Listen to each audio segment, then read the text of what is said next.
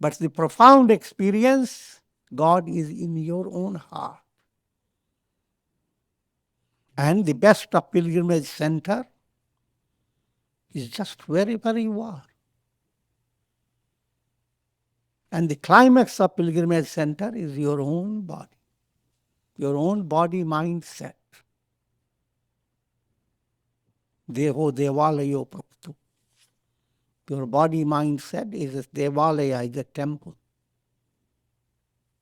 Thus knowing, you should not externalize your mind. Knowing that God is your innermost center.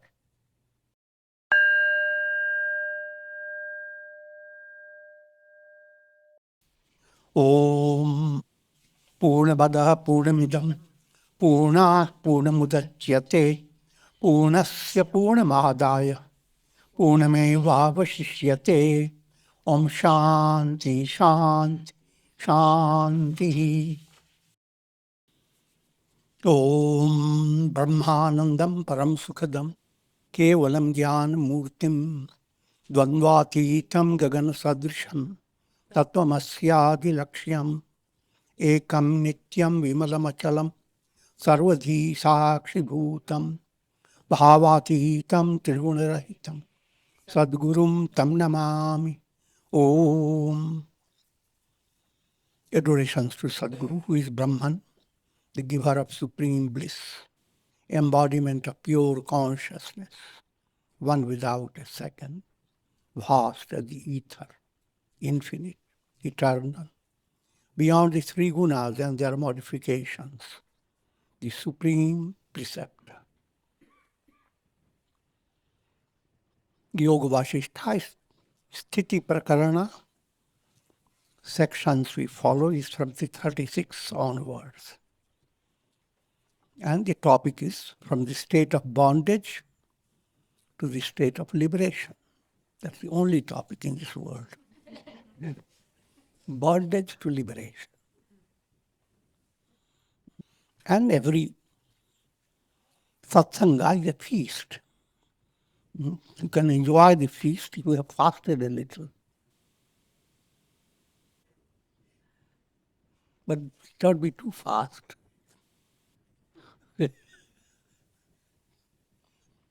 Now is this. Shri Vasistha continued, just as ocean waves that have not yet arisen are nothing but the ocean, in the same way, all future developments in this world are of the nature of self alone. From the point of view of the self, nothing ever happens. Simple illustration is being given of what the Upanishad says, Purnamadaha Purnamidam. That's full, this is full.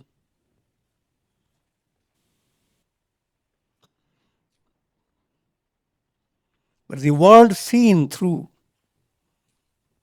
mind and senses, to every soul that world is totally different. With a vast stretch of time, beginningless, endless. And to everyone, the world is unique to everyone. No two souls have exactly the same world to face. No two thumbprints are exactly the same. But no matter how much all these differences, the reality behind all that is Brahman, pure consciousness. No matter how many waves and their different characteristics, the reality is the ocean that comes through every wave.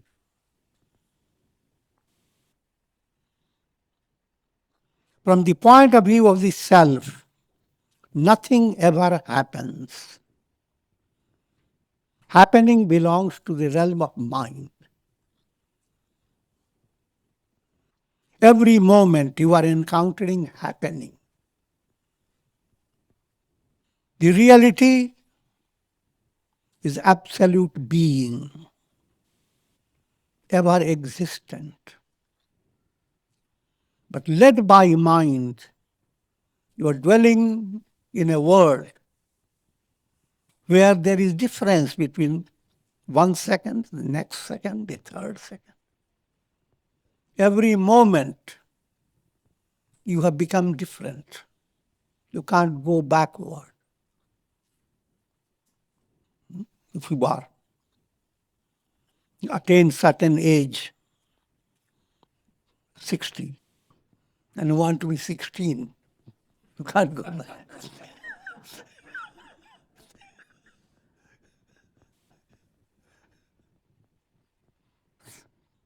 Explaining in a humorous way, but not only big time period, even something happened, your tea spilled over,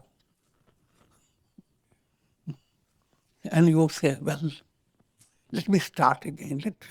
Let me turn the time. Just 15 minutes. That's impossible. So every moment, a change is occurring in you, in the world around you. And in that world, you are having something new that you didn't face before. But the reality, absolute reality, remains just the same. Absolute reality is beyond your mental process. Mental process has put you in a state of watching a cinema show. But while you watch the cinema show, screen remains untouched. Every moment the show is changing. But the screen, never. Who sustains all the show? Screen. And the screen remains the reality. All things simply pass on. Such is the nature of Brahman. And more surprisingly, that's you. You are Brahman. Nobody else.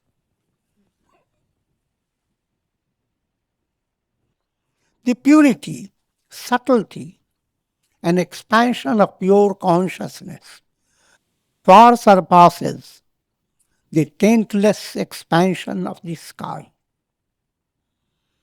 We always give the simile of the sky.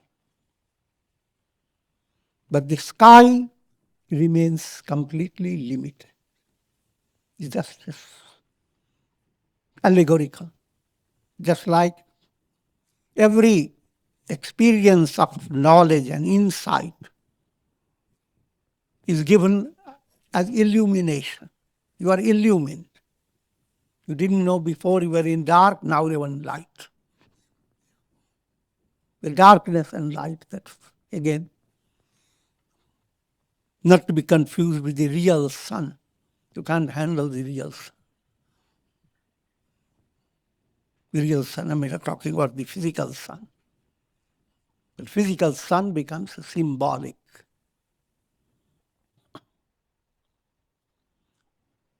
In other words, again reminding you, when we talk of Akasha, three types of Akasha, three types of sky. One is the physical sky, physical space. That's the basis of your all practical realities. All your business, all your activities, all your trips. Everything you do is in this physical space. But psychological space is totally different. Nothing to do with the physical space. And behind psychological space, there is pure spiritual space, pure awareness. These points have to be understood as you go on studying and meditating. You begin to understand the joy of physical space when the body begins to relax. Shavasana. And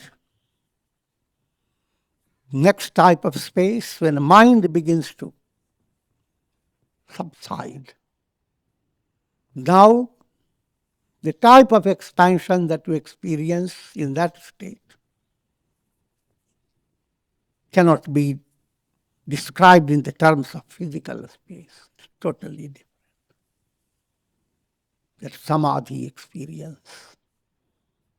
And then finally,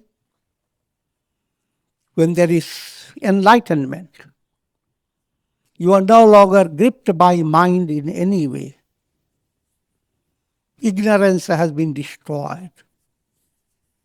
That is same is God Himself,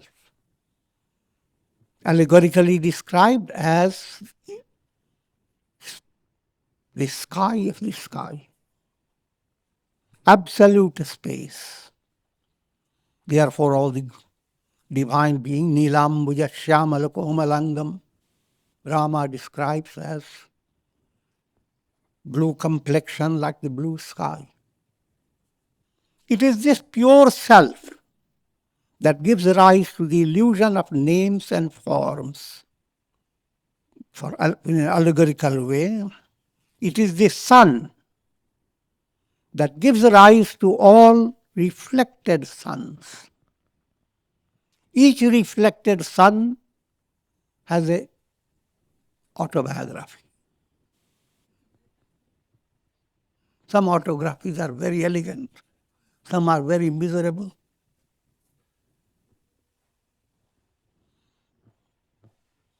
And I am giving you their biography. But all that goes on, but in the realm of illusion, nothing is happening. The sun is the reality, and that sun is absolutely untouched.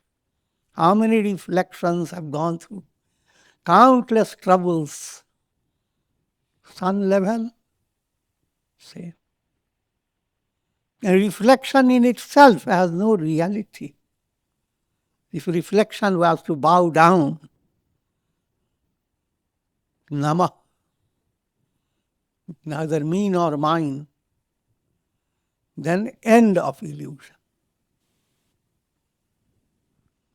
It is the self that becomes the essence of experience in every living being. Who is the experiencer? Who is the knower? The Upanishad puts a question. And you raise your hand, I can tell it. My eyes see, my ears hear. I am the knower. I am the actor. I am the seer. But then, there are situations when your eyes are open. And someone asks you, did you see someone passing by? So, no. Why, are you blind? No.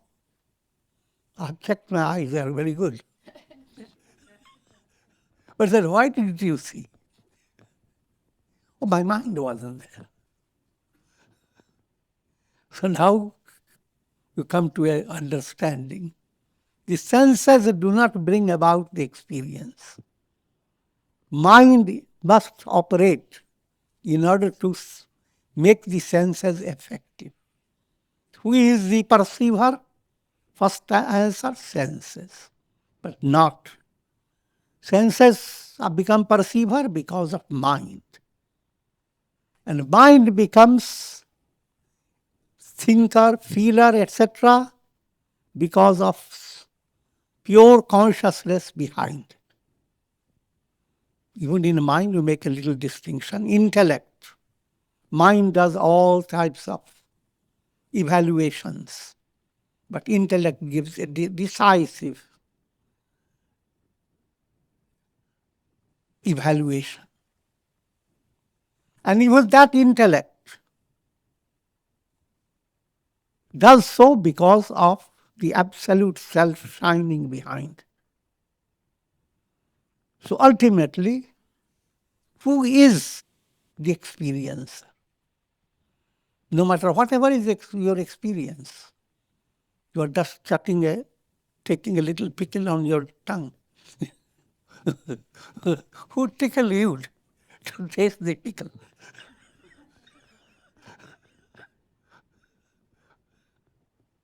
The divine within, the same that is behind the entire universe. It is that self that becomes the luminous sun and moon. It is the reality behind the objects of the senses. All that you experience is nothing but the divine self. This self neither rises nor sets, neither comes nor goes, is neither here nor there, implying he is everywhere. It is the ever-present reality. The self, as it were, becomes identified with its own reflection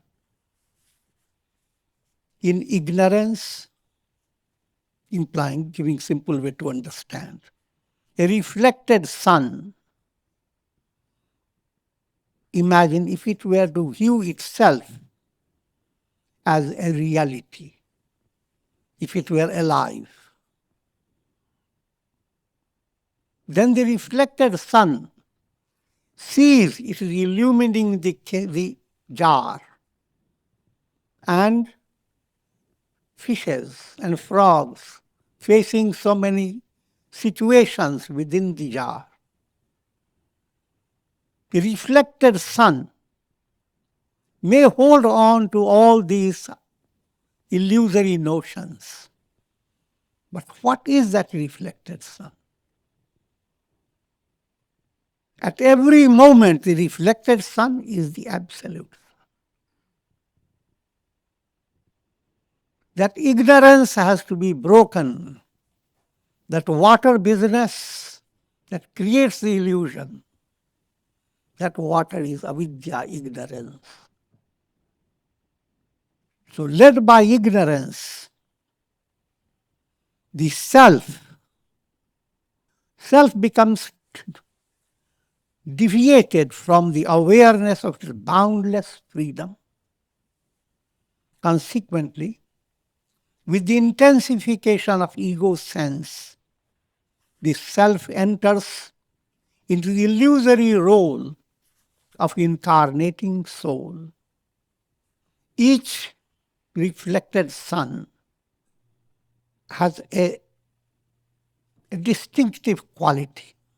No two reflected suns can be described as exactly the same. No two souls are described exactly the same. What makes this difference? Ahamkar, ego sense. That's the worst car to be.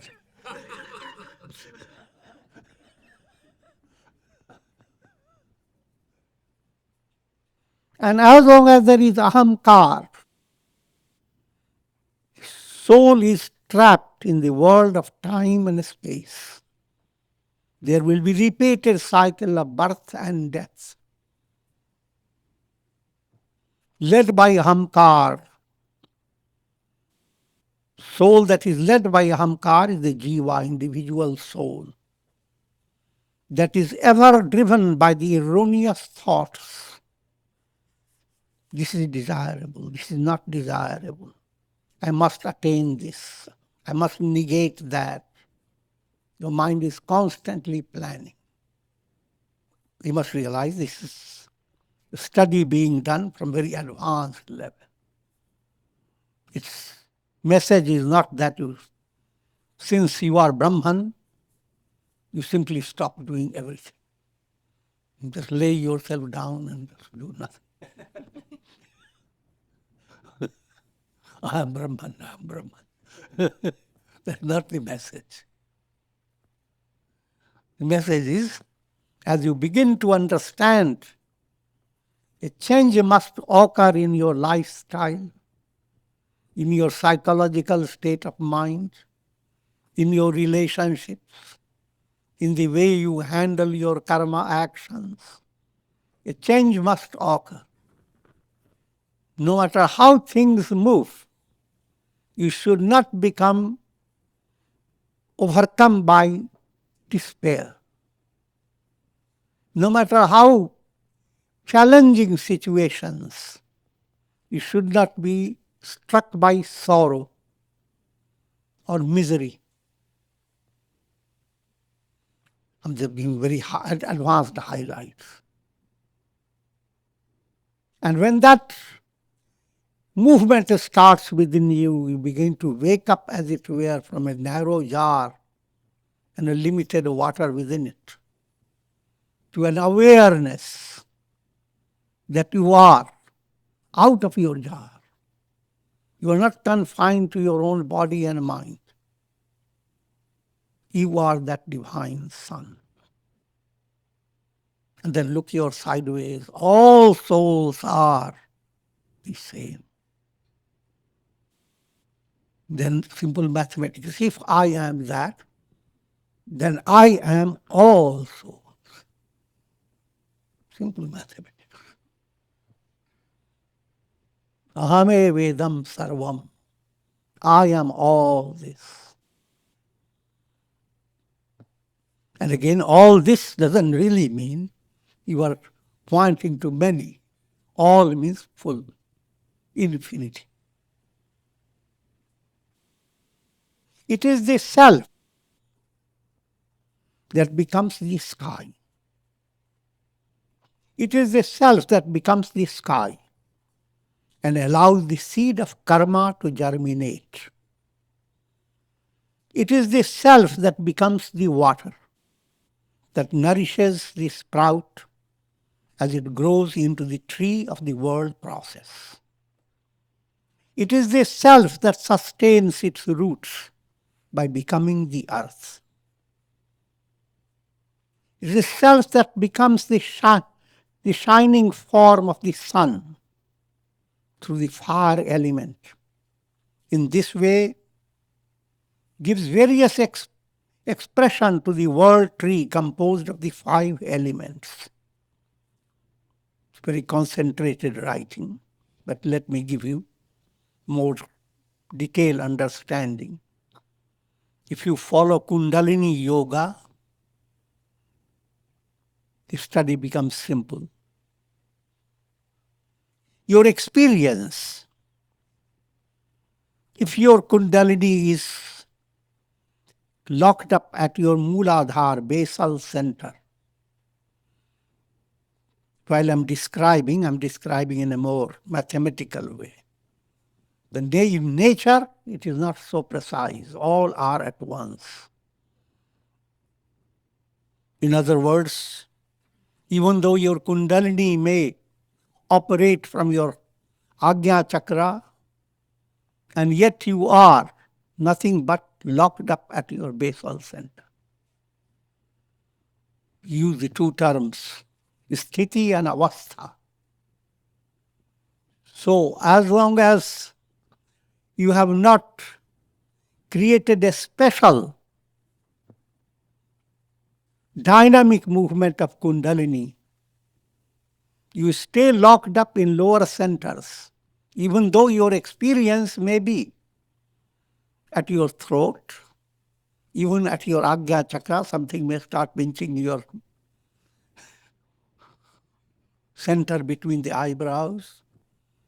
All your forehead may get shrunk up, and this may become like a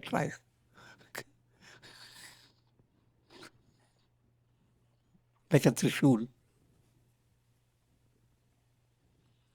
This doesn't mean that Kundalini has arisen there. Kundalini is creating waves, but actual Kundalini is there in the lower center. Same applies if Kundalini is at your higher level, yet your experience can go back to lowest But then what happens? That experience does not draw you back. That experience, you simply experience it just like a swimmer swimming experiences the rush of waters in different ways. In other words, you are not affected. Coming back now, the real topic here is elements. If your Kundalini is locked up at Muladhara center, the element that to which you are relating is earth element. And what does earth element mean? It has two meanings. One is lower type of meaning. Earth, just like you see the earth around you. Earth means you are so pulled by mundane values that you can't lift yourself. Each element has two implications, positive and negative. If you have awakened Kundalini, earth element means you have a solid ground to stand upon. You are not in a slippery stage of sadhana. But if Kundalini has not been awakened, the same earth element is now playing a negative role. It has caused inertia in you. You have opportunity to do action, but inertia has taken over. Same applies. Now come to the next level called Swadhisthana. So water element. Water element in a negative way implies moha mamata, a sense of sentimental affection. It just flows like spray.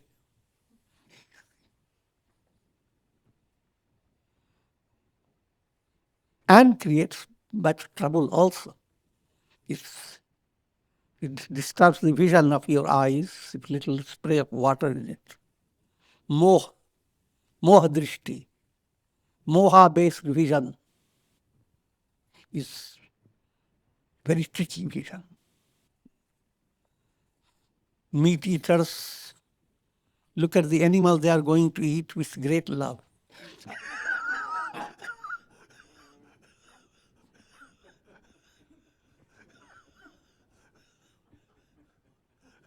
They give food to the animal singing a song so that the food will be nutritious. I'm giving a display of moha. Moha-based relationship appears very wonderful, but is extremely harmful and deceptive. So one has to understand the difference. The difference can be understood not by intellect, but your practical sadhana, day by day, in an integral way. As you do that, then you begin to separate moha-based mind to a mind that is now moving towards godly love. Same water element, free in a positive way, implies you are moving towards, flowing towards God. Similarly, fire element, when Kundalini has awakened the Manipur chakra, when it's awakened, that's positive. But if it's not awakened, the Kundalini, your Manipur chakra becomes the basis for your temper, for your anger, for being fiery. But If you have awakened it, the fire of spiritual strength, Kriya Shakti, your act, the energy behind your self-effort becomes fiery, powerful. Come to Anahat Chakra. That's air element relates to Anahat Chakra at your heart center. If not awakened, your sentiments act like wind blowing, gusty winds. Air is not easy to control. And that type of sentiment dominates you as long as you have not awakened Anahat Chakra. When well awakened, the same wind and storm now presents itself as simple, Sheetal Manda Sugandha, cool, gentle, fragrant, giver of life. Can't live without it even for a moment. I'm joking. You can live a few minutes, that's okay.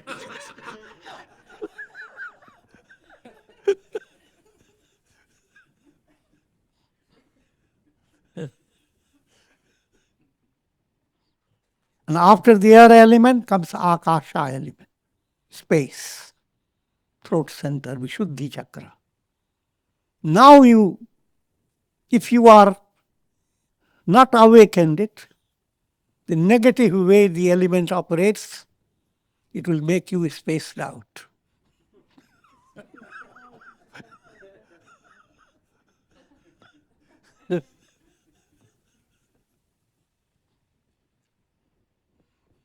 Positive makes you expand like the Akasha, untouched by the limitations of the world. Opens the window to joyousness. And Agnya Chakra, that's the transcends all the elements. So this is the description. All these elements, they are emanating from Brahman. Brahman is the reality. It is the self that unfolds itself in the blossoms of spring. Also, the self that assumes the role of the fierce summer sun, causing blossoms to wither. Same source that creates the whole tree full of blossoms and full of big fruits. The same source brings them all down and the tree looks completely barren until the next season. This allegorical description too, that all things that are happening to your mind, things that appear negative, things that appear positive, things that appear mixed up, all that is happening is on the basis of pure consciousness.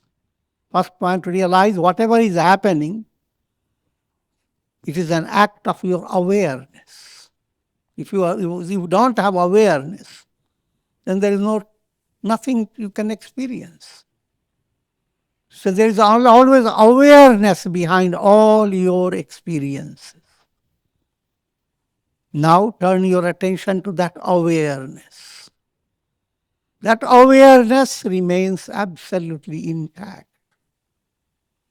All your experiences are like shadows, reflections. Your awareness is like the big lake, calm. You're looking into the same lake and you forget about the lake and you are looking at the birds fighting in the air on trees. They're not looking up. The trees are there reflecting in the lake. So though your eyes are set on the lake, you are identified with the bird, tortured by another creature.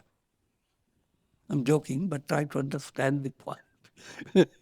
The awareness itself allows all this to happen. But it's calm, untouched, unaffected.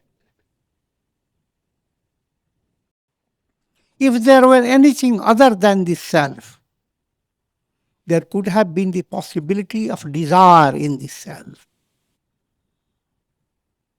Simple point, there is nothing other than the self.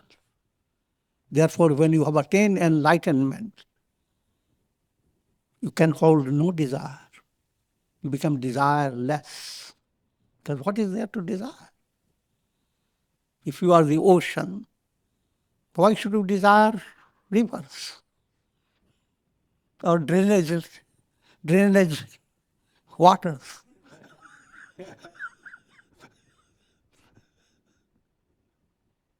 But since the self alone exists, how can there have been any desire for creation? Without desire, the self could not have had the inclination to create the world. In fact, what's leading you to understand that all the idea that the mind has about creation, sustenance of creation and destruction, dissolution of creation, that's known as Srishti, Palan, Sanghar. All these are in the realm of Maya, illusion. Just like to a deer, mirage becomes such a source of temptation. Not only deer, but there are people who, thirsty people in a desert, look from a distance, even to human eyes, shimmering water. Unless someone tells you it is mirage, you will be drawn to it. Even if you were to race in any direction with the greatest possible speed, you would not be able to discover the means to attain supreme bliss, because it exists within your very heart. Now, simple point is given. Everyone becomes so involved with the idea that God realization is the goal. Where should I go where I can have a quick darshan of God?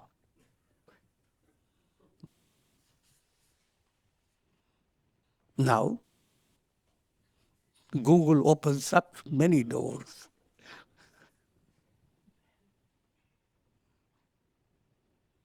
And mind begins to develop a kind of quantitative evaluation of your Ishwar darshan. You went to have darshan of God in Banaras, Kashi. Went to Prayag, have a little more darshan. Went to Rameshwaram, you have more darshan. I'm talking only within India, but then think of the whole world. So many sacred places. And the idea that you can go somewhere million miles away, that's one way of description. Another, how long will it take for me to meet God? Human mind calculates, since there are lots of negative karmas, it may take few more lives. But all the while, you have locked up God, your God, the real God, right in the chambers of your heart. All the time, God is with you in simple terms. Closer than anything that you have in your personality. And that type of spiritual maturity must develop. You can. Having developed it, if you still want to run around, you can do that. It becomes a sport. You are not deluded. You are seeing the same God in different ways and enjoying that spiritual flavor. But the profound experience, God is in your own heart.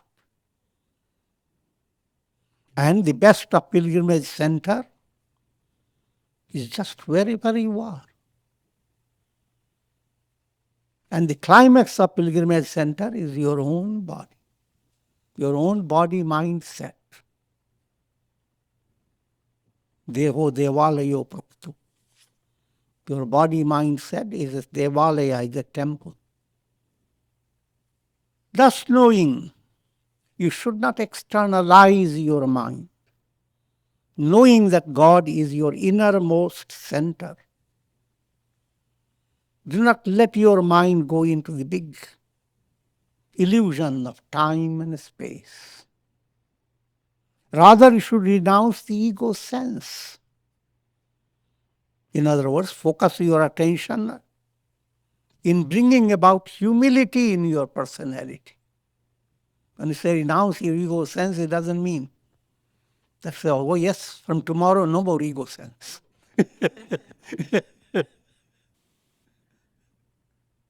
Renounce your ego sense is a whole growing movement.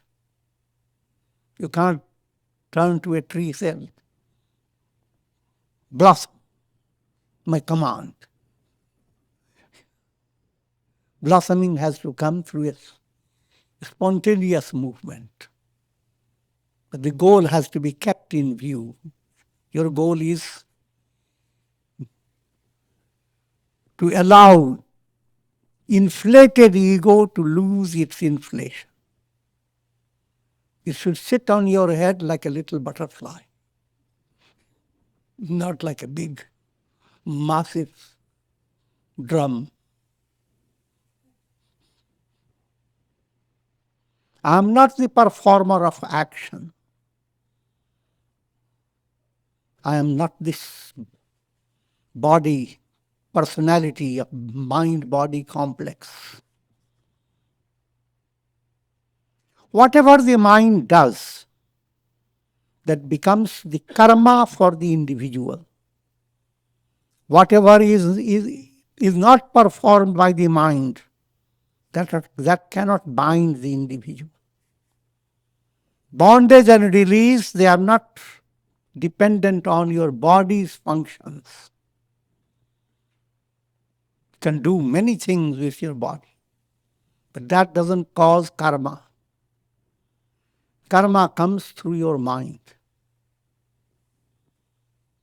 The sense of I am the actor, I am the enjoyer. Now study the mind implies gain insight into the vasanas. Because the mind is not simply the conscious mind. What's behind your conscious mind? Behind your conscious mind is vasanas, subtle desires. And behind those subtle desires are unconscious impressions, samskaras. But if you attend on vasanas, you forget about samskaras. Samskaras will, if you purify your vasana and attain enlightenment, then all your samskaras simply vanish. Once these vasanas are removed by knowledge, one becomes free from karmas. Then whether he engages himself in action or remains inactive, he is ever liberated. For an enlightened one, no matter whatever is the lifestyle of his life, you may be active or you may seem to be inactive. Sages like Shankaracharya was very active, though he went on saying the whole world is illusion. But in practice, not a single hour was an illusion. He handled his energy with tremendous precision. Writer, poet, jnana yajna, powerful, disseminating knowledge. So, enlightened one, doing all this, his inner experience, nothing. Brahman alone is. And there are sages who stayed in one place as if doing nothing, just radiating peace.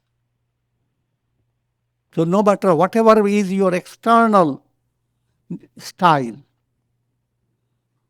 enlightenment continues to be your glorious attainment.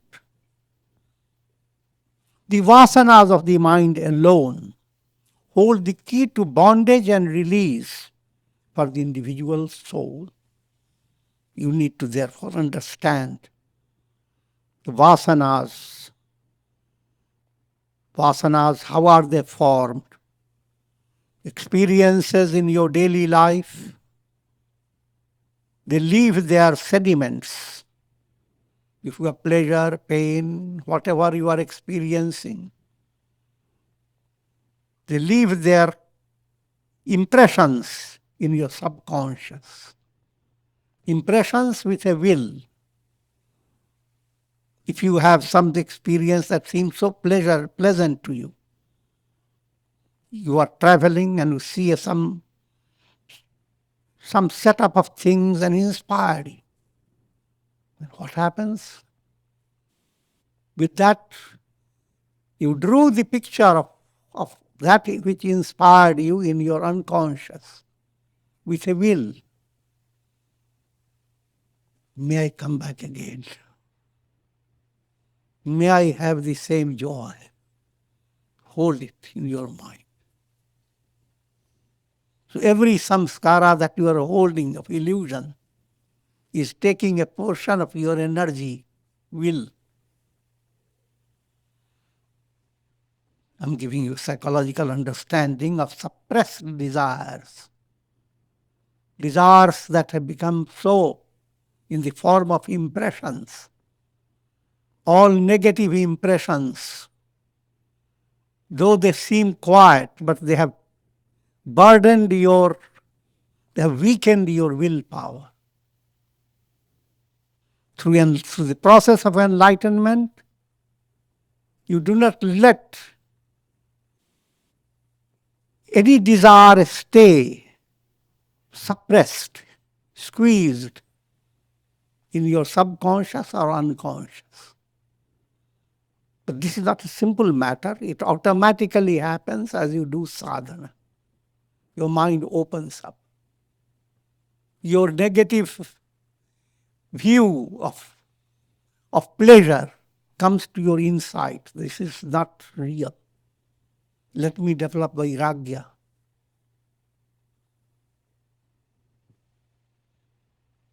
And when any illusory desire dissolves, now you get a special strength from within yourself. Simple way of saying, impure vasana creates bondage. Pure vasana leads you to liberation. Impure vasana is like cloud that is becoming more and more intense, dense. Pure vasana, cloud that is allowing the sun to pass. More and more becoming shimmering, fleecy, melting away. Just as a mighty elephant cannot drown himself in a pitful of water, in the same way, sage cannot be drowned in the waters of illusion.